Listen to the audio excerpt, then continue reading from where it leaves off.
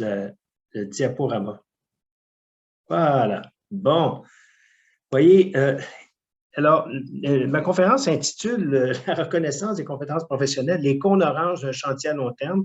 La matrice et les couleurs de la matrice des fiches PowerPoint utilisées au bureau du commissaire et à l'Office des professions. Et c'est tout à fait fortuit que ça soit aussi très orangé. Donc, ça convient bien à la conférence. Alors, j'entends parler premièrement, présenter le commissaire à l'admission pour les personnes qui n'ont pas de connaissance de cette institution-là. Après, on va parler de l'admission, mais on va passer assez rapidement parce que j'ai l'impression que vous savez beaucoup de choses là-dessus, parce que je veux surtout vous parler des enjeux en matière d'admission et des travaux depuis 1995. Alors, c'est même avant que j'ai pu, ouais, c'est à peu près à l'époque où j'ai commencé dans le système professionnel, en 92. Et je vais terminer avec une perspective pour l'avenir et la contribution du commissaire. Je vous donne un petit bonus en annexe que vous lirez à la maison, à loisir, sur les conditions d'une coordination nationale résolue. Il y a des choses intéressantes là-dedans.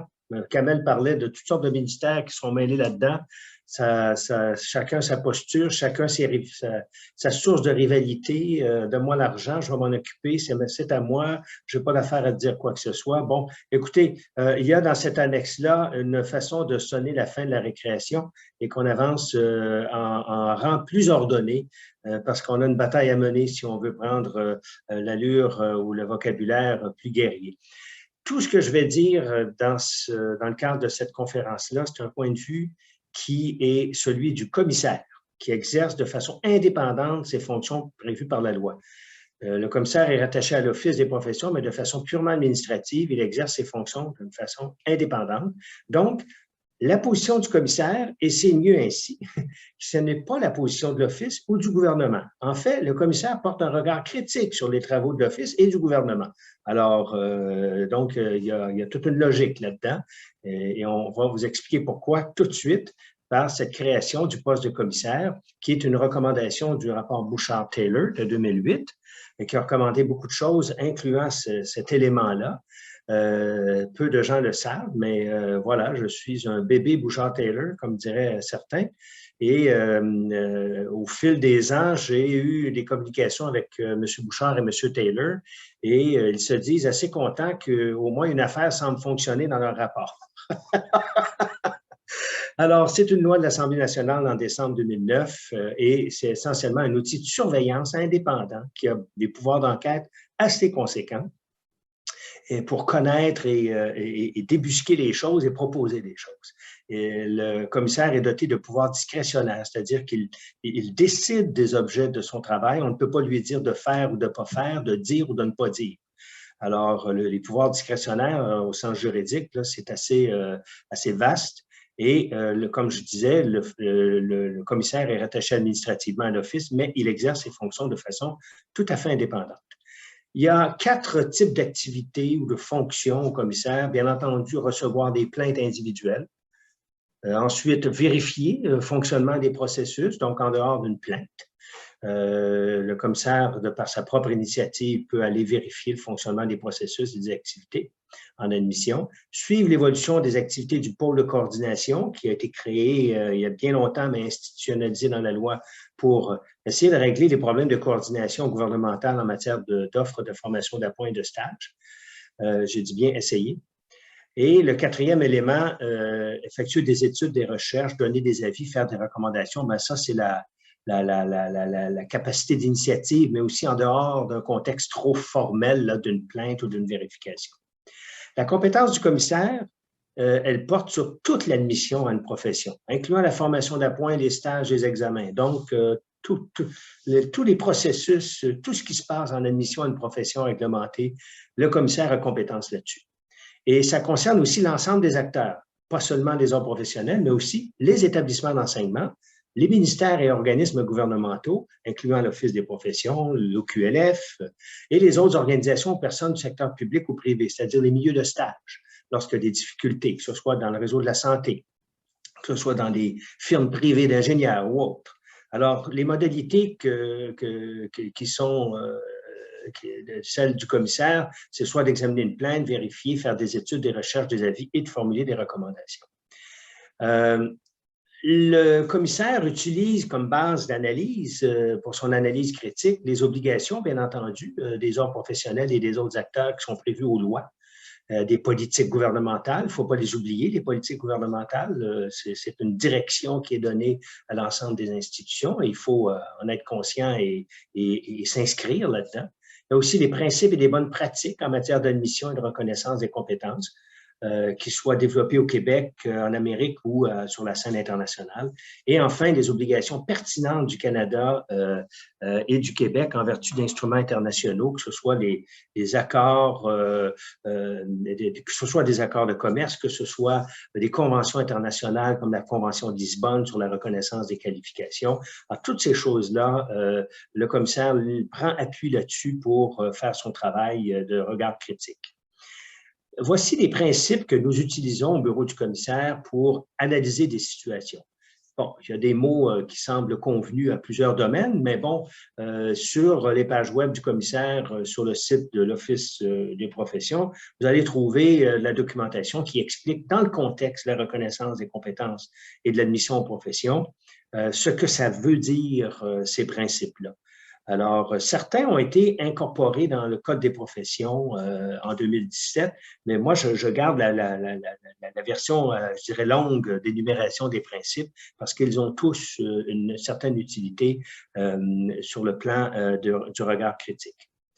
L'admission en profession, la plupart d'entre vous connaissez ce qu'il en est. Alors, vous savez qu'il y a des conditions de délivrance de permis, ce sont des normes de compétences. C'est pour ça qu'après, il faut les reconnaître lorsque ce n'est pas les normes à lesquelles on est habitué, c'est-à-dire des gens formés hors du Québec. Les modalités de ces conditions-là, ce sont souvent des diplômes qui sont reconnus ou agréés, des stages, des examens.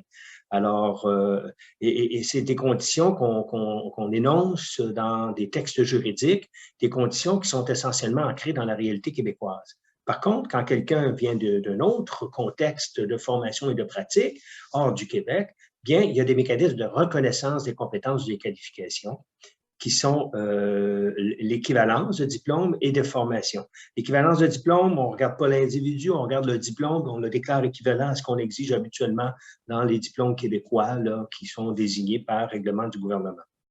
Lorsque le diplôme n'est pas équivalent, on bascule en équivalence de formation, c'est-à-dire qu'on regarde maintenant pas seulement un diplôme, mais on regarde l'ensemble de la formation et les acquis de la personne, c'est-à-dire son parcours. Ça inclut ce qu'elle a pu acquérir par toutes sortes de formations et son expérience de travail. Et lorsqu'arrive une conclusion à l'effet que la personne n'a pas toutes les connaissances, habilités ou compétences auxquelles on s'attend et qui se compare à quelqu'un qui a le diplôme désigné pour accéder à la profession, bien, il y a une possibilité de prescrire de la formation d'appoint et des stages ou même des examens.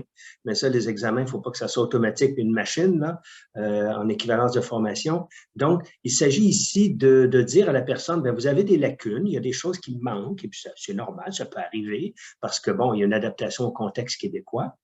Et donc, on va prescrire à la personne ce qu'il faut pour amener son profil de compétences, ses connaissances, ses habiletés à la réalité et les besoins de la pratique au Québec. Il y a différents mécanismes qui existent là, de reconnaissance des parcours facilités.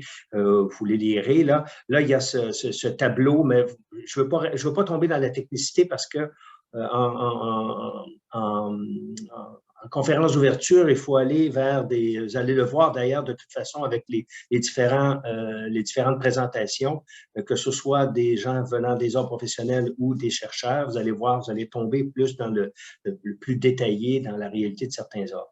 Mais ce qu'il faut comprendre sur le rôle des ordres professionnels, c'est qu'ils ont des fonctions qui sont déléguées par l'État. Trois types de fonctions d'ailleurs. La première fonction est normative. On pense souvent que les ordres professionnels, c'est eux qui établissent les normes. Oui, mais ils les proposent. Ils doivent faire approuver ces normes-là par l'autorité publique, la plupart du temps par l'Office des professions, qui a un pouvoir d'adopter les règlements, et le gouvernement du Québec. Donc, les conditions de délivrance du permis ou du certificat de spécialiste, c'est une fonction pour les établir et les mettre en règle de droit dans des textes juridiques. Bien, les ordres professionnels amènent la norme, proposent la norme à l'autorité publique qui l'adopte. Ça n'en fait pas des règlements uniquement du gouvernement et c'est le gouvernement qui est le seul responsable. C'est une fonction partagée entre les ordres professionnels et le gouvernement d'arriver à quelque chose qui répond aux besoins de la protection du public, mais qui n'en fait pas trop, par contre, pour répondre à cet enjeu de protection du public. La deuxième fonction déléguée aux ordres, c'est une fonction évaluative.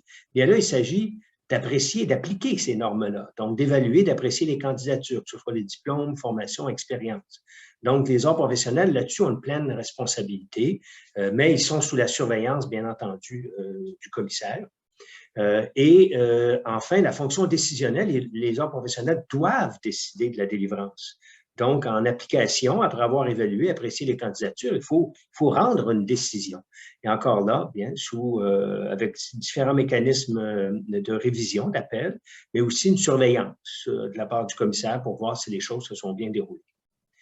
Il y a d'autres acteurs, on pense souvent aux ordres professionnels, mais il y a d'autres acteurs qui font que la démarche, les processus, toute cette question de l'admission, on y réussit ou on n'y réussit pas comme société québécoise. Il y a les acteurs gouvernementaux, dont l'Office des professions, il y a les ordres professionnels, bien entendu, on vient d'en parler, mais aussi des établissements d'enseignement. Et les tierces parties et des acteurs privés qui interviennent dans toute cette question de l'admission, que ce soit parce qu'un ordre professionnel lui a délégué l'évaluation de certaines parties, parce que cette tierce partie a justement une expertise. Donc, on dit, ben toi, peux-tu me donner un avis, une idée de ce que tu penses à être ce diplôme? Est-ce que tu peux, je me mets ensemble avec les autres organismes provinciaux de réglementation de la profession et pourrais-tu concevoir un examen qui transpose bien nos normes d'admission pour évaluer les personnes? Alors, ces tierces parties sont très importantes et il faut jeter un coup d'œil là-dessus aussi. Et quand on a beaucoup d'acteurs comme ça, bien, il y a des difficultés de coordination. Il y a des comités de la formation au sein de chaque ordre professionnel, puis il y a d'autres forums pour que ces acteurs-là se parlent. Mais l'arrimage est souvent difficile et on voit qu'il y a des enjeux de sensibilité. Il y a aussi la gestion des ressources, de qui fait quoi avec quels moyens. Et on voit bien qu'il y a un problème, tout ça entraîne un problème de fluidité et d'efficacité de la démarche d'admission pour une personne qui se destine à une profession réglementée. Et on voit bien qu'avec tous ces acteurs, ben, il y a une imputabilité variable, mais ça, j'y reviendrai. Les enjeux en matière d'admission, certains d'entre vous m'ont déjà entendu parler, ben, les choses n'ont pas beaucoup changé, alors oui, je vais donner l'impression de me répéter. Alors, les sources de ce que je vais vous dire sont les travaux du commissaire, que ce soit les plaintes, les vérifications, les missions d'information, les recherches et les analyses, mais aussi toutes les recherches et les études qu'on voit ailleurs sur la réglementation professionnelle, la reconnaissance des qualifications, l'intégration des personnes immigrantes, les recherches faites au Québec, des fois par des ordres, le CQ, des chercheurs universitaires, mais aussi à l'extérieur, des choses qui nous apprennent de ce que sur quoi nous travaillons et qui nous éveillent à des problématiques, que ce soit mes homologues commissaires dans certaines provinces, on est rendu 5 maintenant, donc ça se répand un peu partout au Canada, ne craignez pas. Alors, quand je parle de ces enjeux, qui est concerné finalement? Souvent, on se demande, ouais, le commissaire, il dit des choses, mais bon, il a l'air de dire que tout le monde est dans le tort. Pas du tout. Mais par contre, il y a des phénomènes et des enjeux qui sont observés et ça fait longtemps qu'on les observe. On n'est pas les seuls à les observer. Et par la nature de ces phénomènes, de ces enjeux, tous les acteurs sont à risque. Je ne dis pas que tous les acteurs sont dans le trouble, mais tous les acteurs risquent de se retrouver dans ces situations-là et donc d'être dans le trouble. Il faut être vigilant. Et quelquefois, c'est un glissement qui est même inconscient. On prend des habitudes, on pense, on a des certitudes, et puis finalement, on se retrouve dans une situation que lorsqu'on prend un peu de recul et lorsqu'un tiers indépendant et critique comme le commissaire, lui, qui a ce recul, vous regarde et dit, ben vous voyez bien que ça a tel impact, là. Bon, oh là là, on n'avait pas vu ça comme ça. Bien oui. Alors, quels sont ces deux phénomènes que nous avons observés?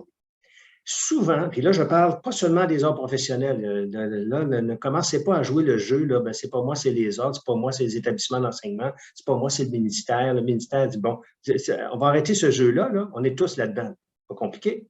Bon, alors, il y a souvent une compréhension insuffisante, erronée ou tronquée des principes et des concepts, des textes juridiques, ce qui est beaucoup étonnant parce que la conformité est importante quand même quand il y a des textes juridiques. Les notions d'égalité, d'équité, puis de protection du public, d'équivalence, en tout cas, tous les concepts là, et des principes, on en a une vision un peu curieuse des fois.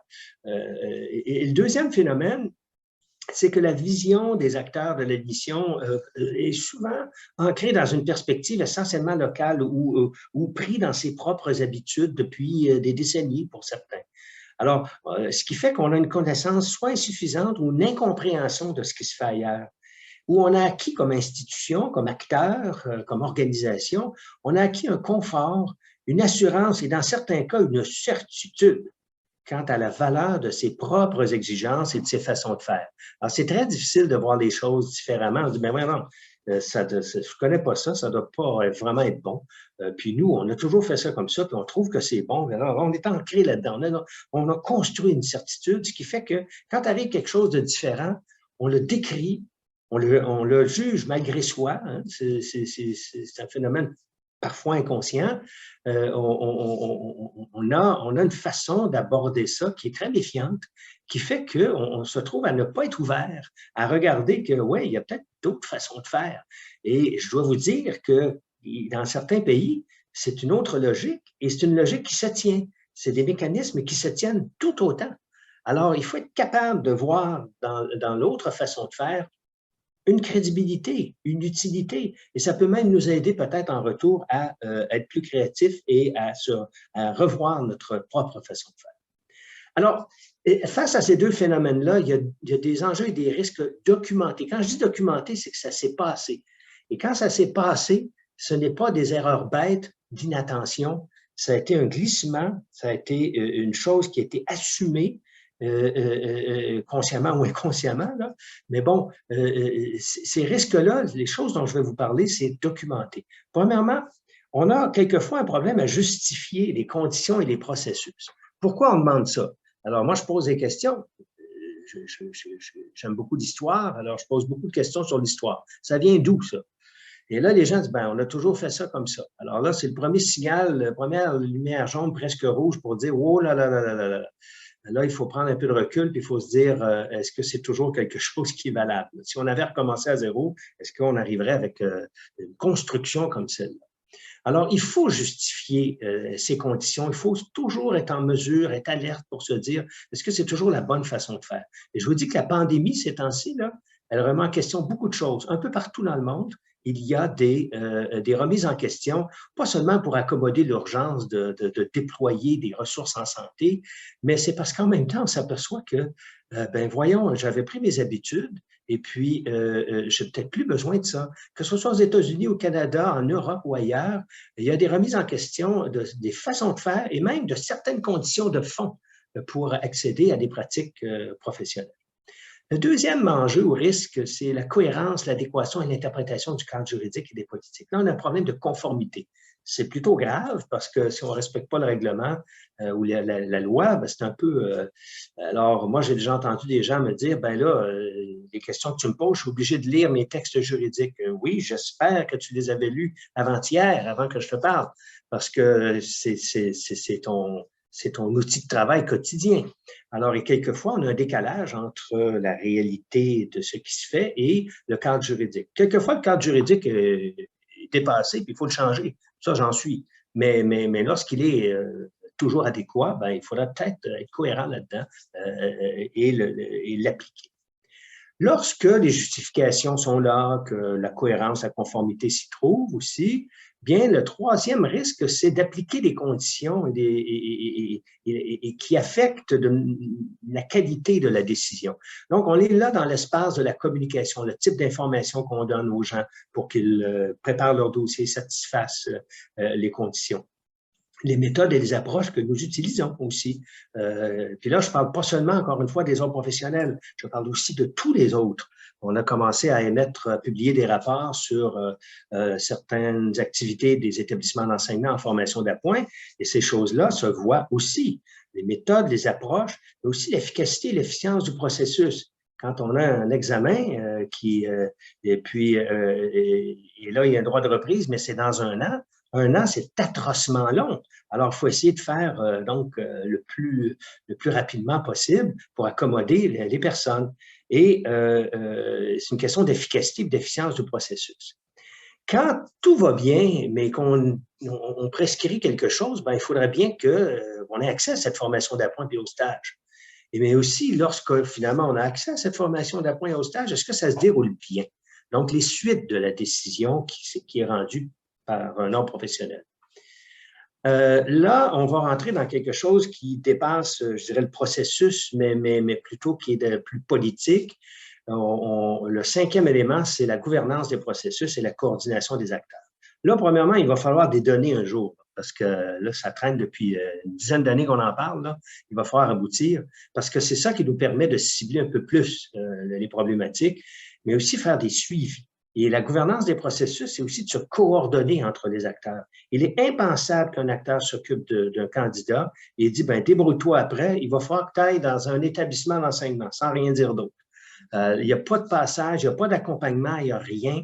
Et là, il va falloir que les acteurs soient un petit peu plus conscients du type de clientèle et du type de processus dans lequel ils se retrouvent. Ça m'amène au point 6, qui est le comportement et l'attitude des acteurs. Il va falloir beaucoup plus de sensibilité à l'égard des candidates et des candidats et de leurs perspectives. On ne peut pas juste appliquer bêtement, froidement un règlement. De dire, ben, voici le texte du règlement, voici à quoi vous devez vous satisfaire. On ne peut pas se réfugier derrière des politiques, des règlements et froidement se distancer de la personne qui vient nous voir. Nous avons une responsabilité individuelle, institutionnelle et de société envers ces gens-là. Il faut avoir un rapport avec eux et pas seulement balancer des formulaires ou des informations froides, bureaucratiques, qui créent de la distance. Et aussi, il faut pour tous les acteurs un peu plus d'ouverture à d'autres contextes de formation et de pratique professionnelle. Puis il faut, bien entendu, ils sont le noté dans plusieurs rapports, plusieurs enquêtes, un petit peu plus de capacité en gestion de la diversité. Avec, là, je parle en langage codé, mais on a eu des situations un petit peu malheureuses et il est temps qu'on change la donne chez certains acteurs. Alors, là, on va s'amuser un peu. Parce que je vous parlais des cônes oranges, il y a des travaux depuis 1995 à ma connaissance. Alors, imaginez-vous. Depuis 1995, une vingtaine d'entités, là, je les appelle les entités parce que c'est ma forme générique pour dire, mais c'est tellement varié. Une vingtaine d'entités depuis 1995 ont creusé le sujet. Que ce soit une commission d'enquête comme les volets que la commission Bouchard-Taylor a traités. Il y a eu des comités interministériels, des comités ministériels, c'est-à-dire de ministres, composés juste de ministres, des comités de suivi, des comités multipartites, des comités techniques, des groupes de travail, des tables de concertation, des tables interministérielles, des équipes de travail. Ouf! Et je vous dis, depuis 1995, les 2/3 de ces entités-là, j'y ai participé de près ou de loin, mais en tout cas, souvent, j'étais... Et donc, je vous apporte là, ici, un propos de l'interne. J'ai participé à toutes ces affaires-là. Les gens vont dire, mais là, dans le fond, tu n'as pas réussi. J'ai pas réussi. J'étais un petit joueur, je n'étais pas un joueur gouvernemental. Je représentais à l'époque le conseil interprofessionnel. Mais j'ai quand même observé beaucoup de choses. Et là, comme commissaire depuis 10 ans, j'en observe tout autant. Alors, le dernier arrivé, c'est le comité interministériel qui a été créé et qui sera présidé par le ministère de l'Immigration suite au budget 2021, où il y a beaucoup d'argent qui a sorti du robinet. Et c'est tant mieux, parce que oui, quelquefois, il faut des ressources. Et je note aussi que dans toutes ces entités-là, il y a seulement une entité qui est instituée par la loi, et c'est le pôle de coordination sur l'accès à la formation, donc la formation d'appoint et les stages. Et souvent, pour y avoir été, souvent, ce sont les mêmes acteurs. Pas toujours les mêmes représentants des acteurs, mais quelquefois oui, mais bon, c'était toujours toujours, les Anglais ont cette expression savoureuse qu'il va falloir traduire un jour, les usual suspects. Donc, toujours les mêmes aussi avec leur façon de penser, leur blocage, leur incapacité bureaucratique, quelquefois, qui leur sont imposées par les autorités, et on va en parler de ça. Alors, donc, beaucoup de gens ont creusé le sujet, là. Comme je dis souvent, l'industrie du diagnostic de ce problème a été florissante. Il y a eu, depuis 1995 aussi, des travaux du commissaire à l'admission aux professions, depuis 10 ans, pas 25 ans, mais quand même depuis 10 ans, des travaux de certains ministères, des travaux du CIQ aussi, qui s'est mis à la tâche il y a quelques années, mais aussi il y a bien longtemps, là, du temps où je le dirigeais, et des travaux de certains ordres professionnels, certains d'ailleurs vont vous en parler dans le cadre du colloque, des travaux d'acteurs du marché du travail, d'organismes communautaires, et ça me plaît beaucoup, la recherche universitaire qui est beaucoup plus active dans la dernière décennie, par des partenariats de recherche, des chaires qui s'impliquent dans ce sujet-là, des mémoires, des thèses aux études supérieures. Je parle à beaucoup, en tout cas, plusieurs étudiants au doctorat ou en maîtrise, et puis je suis très content que la recherche universitaire s'intéresse à ces choses-là. Alors, pensez-vous qu'en 25 ans, on n'a pas déjà une bonne idée des problèmes et des solutions? Je crois que oui. Il y a eu plusieurs études, plusieurs projets pilotes. Ça, là, les projets pilotes en passant, arrivez-moi pas avec ça, là, parce qu'on sait quoi faire, on ne doit pas. Il faut arrêter de niaiser, il faut installer les choses durablement, là. Mais bon, il y a plusieurs rapports, certains sont publics, d'autres ne le sont pas. Plusieurs stratégies, plans d'action et mesures qui sont annoncés. En fait, une somme de constats et de recommandations qui, en passant, pour avoir le panorama d'avoir été un acteur ou un observateur de tout ça, il y a beaucoup de choses qui se répètent. Il y a des choses dans un dernier plan d'action, c'est des affaires qu'on se disait en 2000 dans le cadre des travaux de la politique sur l'éducation des adultes et de la formation continue, le volet reconnaissance des acquis. Je faisais partie du comité qui a rédigé ce chapitre de la politique en 2000 et maintenant, c'est enfin repris pour agir. C'est très amusant. Alors, mais en même temps, c'est un peu désolant.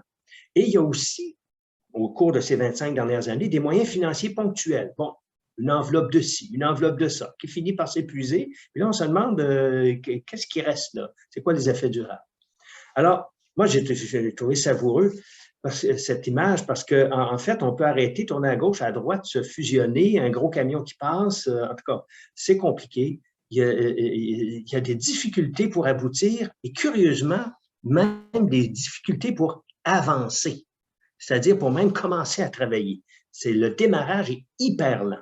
Et voici pourquoi. Parce que souvent, lorsqu'on est dans la coordination des acteurs ou dans la concertation, l'entité de coordination est souvent purement volontaire ou administrative, ce qui fait que pour certains acteurs, on va y aller parce qu'il ne faut pas paraître mauvais joueur, mais bon, je reste sur mon quant à soi, puis venez pas m'embêter avec vos travaux, j'ai des choses plus importantes à faire de retour au bureau.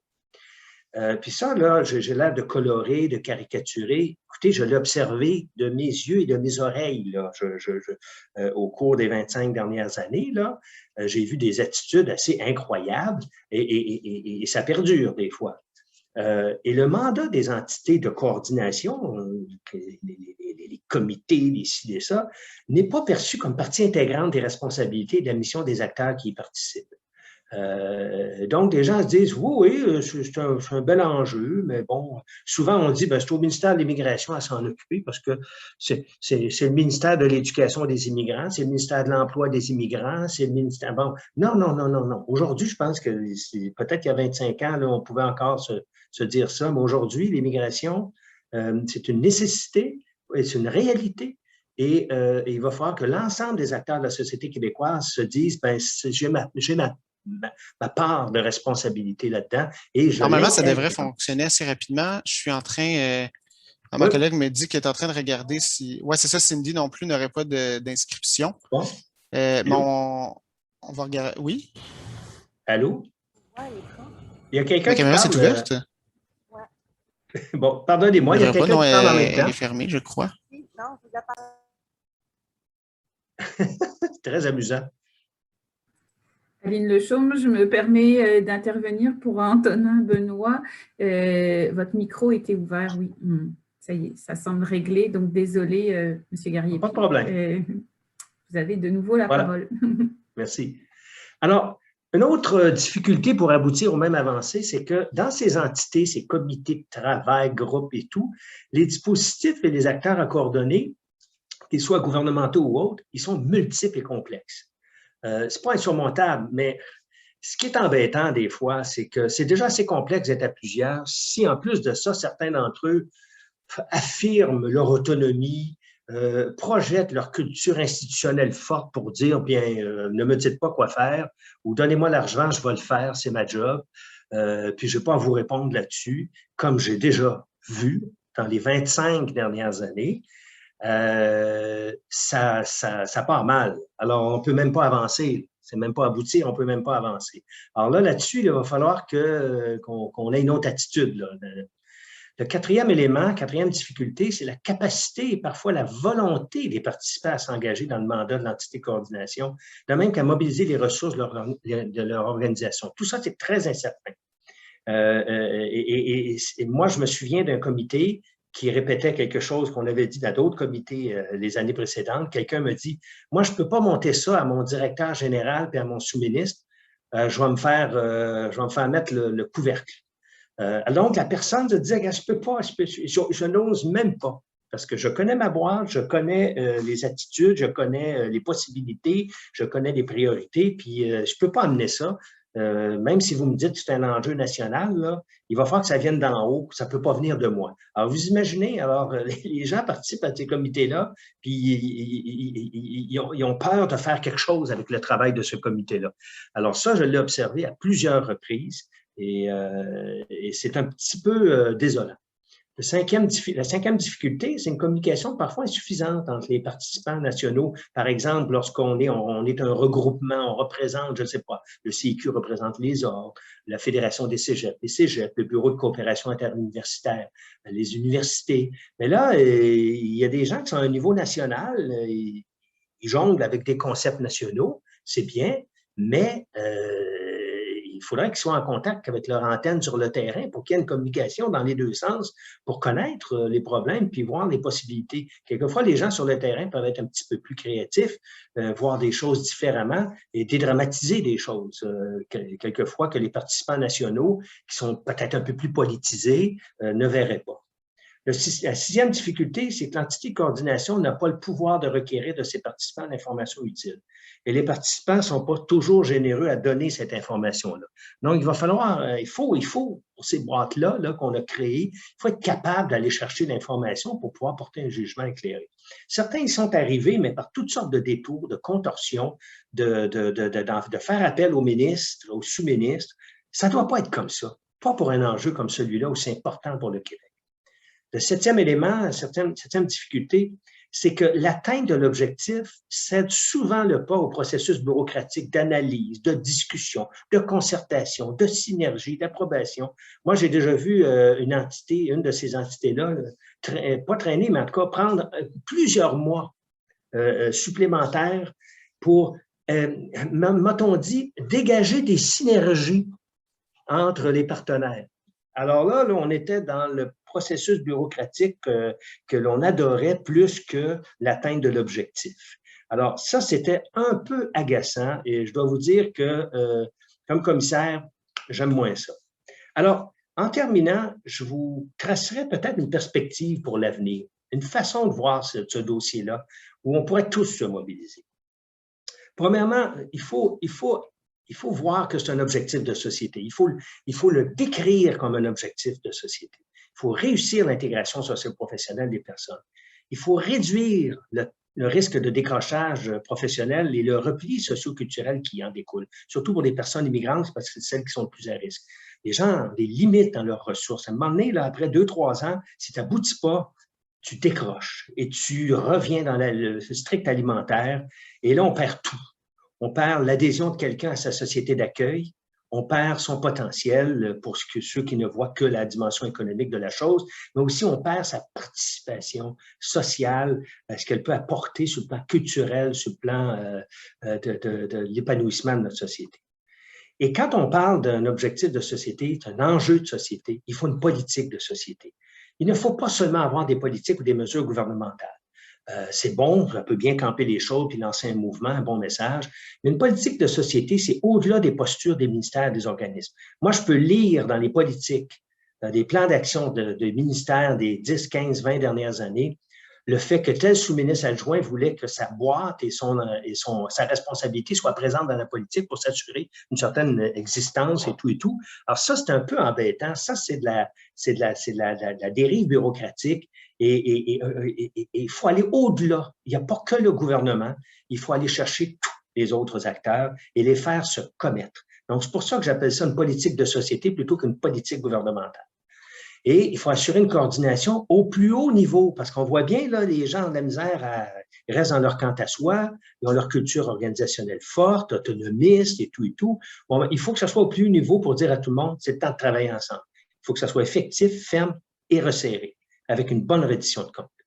Et ce n'est pas seulement une question d'argent. Je suis bien content que les sommes du budget ont été sorties, ça va permettre de bouger un peu, mais les moyens financiers, même ad hoc, il n'y a pas que ça.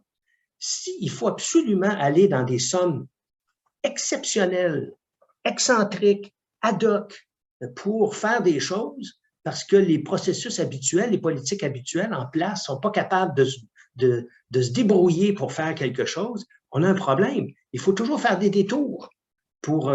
Puis avec l'argent, c'est sûr que tout le monde bouge. Là, ils sont tous à la table, là, puis là, ça veut tout avoir sa part. Là. Je veux bien, mais comment ça se fait qu'avec l'argent que vous aviez, c'est pas peu, est-ce que vos politiques, vos processus et vos règles pourraient peut-être être plus adaptés et sensibles à la réalité des besoins? Il faut que vous intégriez, la dimension immigration en éducation, en emploi Québec, partout. C'est pas compliqué, c'est ça le Québec maintenant. Vous voulez servir le Québec? Bien, servez ce Québec-là. Puis vous allez faire votre travail. Et aussi, il faut arrêter les autonomies de compartimentation. Il faut faire sa part et se sentir responsable du tout. Donc, tout le monde, même les personnes candidates à la limite, il faut une meilleure coordination, fluidité et une sensibilité dans la démarche. Puis, comme je dis souvent, c'est bien une autonomie institutionnelle. Même moi, je bénéficie d'une indépendance dans mon travail, c'est très bien, il y a une nécessité pour ça. Mais ça n'empêchera jamais quelqu'un ou une entité d'agir de façon responsable, concertée et sensible. Parce qu'il y a l'intérêt public supérieur et le développement de la société québécoise qui est en jeu. Puis aussi, une approche centrée sur l'humain. Il va falloir que les dispositifs juridiques et bureaucratiques là, qui tiennent compte de la perspective des personnes immigrantes, leur situation, leurs ressources, leurs motivations. Puis il faut, dans cette approche centrée sur l'humain, une préparation et un accompagnement personnalisé tout au long de la démarche. Ce n'est pas de l'assistanat, là. C'est de guider quelqu'un qui arrive sur un nouveau territoire et qui n'a pas de carte pour se guider. Nous sommes les guides. Chacun, à chaque moment que nous intervenons auprès d'une personne, nous sommes les guides de cette personne. Nous savons d'où elle vient, nous la faisons cheminer pour notre bout de chemin et nous lui annonçons ce qui s'en vient et l'autre prend le relais. Et ça, c'est une condition de réussite de la démarche. Et puis, il faut absolument s'impliquer là-dedans. Voilà, et pour conclure, voici les cibles d'action. Là, je mets des cônes oranges parce qu'on va en avoir des cônes oranges. Puis c'est à long terme, cette affaire-là. Mais on ne peut pas juste agir sur un élément, se satisfaire qu'on a agi. C'est un sujet qui est complexe, qui demande d'agir sur plusieurs plans à la fois. Il faut regarder les exigences, les normes et leurs modalités.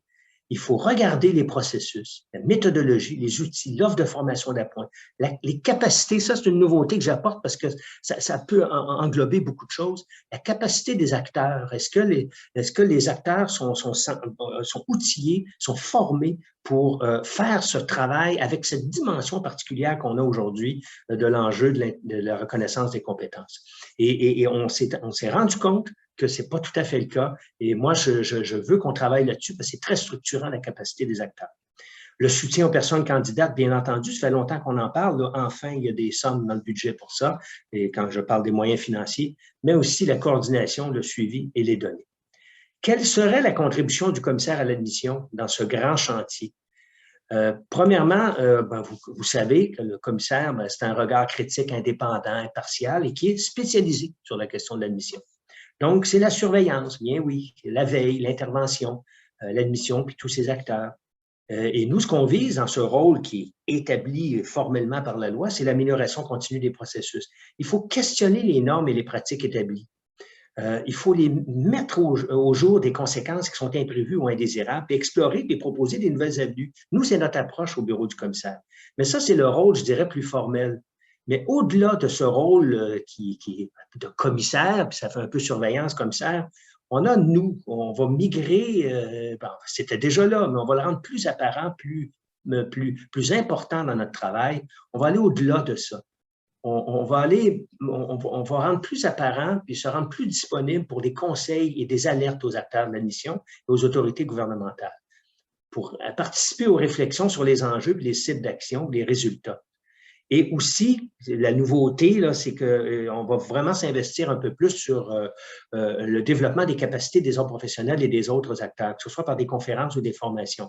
On a acquis beaucoup de connaissances dans les 10 dernières années et on va rassembler ça au-delà de nos rapports pour que ça soit quelque chose qui soit de l'ordre de l'acquisition de connaissances et de compétences de la part des acteurs sur le travail qu'ils font. Bien entendu, lorsqu'on peut, on n'est pas toujours disponible, mais bon, collaboration à la recherche, ce lien que nous avons avec le milieu de la recherche. Et dans l'annexe, vous aurez combien qu'il y en a? 11 conditions d'une coordination nationale résolue pour que cette complexité soit bien gérée et qu'on aboutisse enfin à des résultats. Je vous remercie et bon colloque.